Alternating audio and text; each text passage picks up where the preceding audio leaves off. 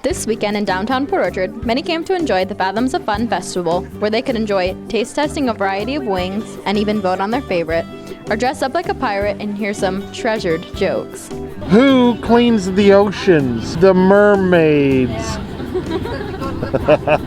And the main event, the Seagull Calling Contest.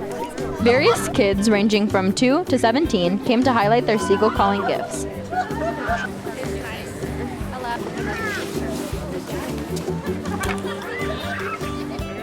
Though some relied on bribing the judges, others focused on bribing the birds.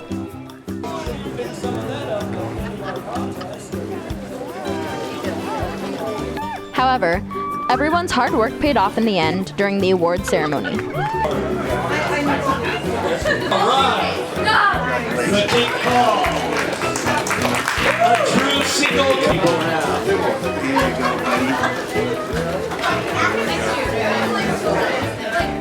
Leading everyone to have a good time and listen to a cheesy but creative song. Trains!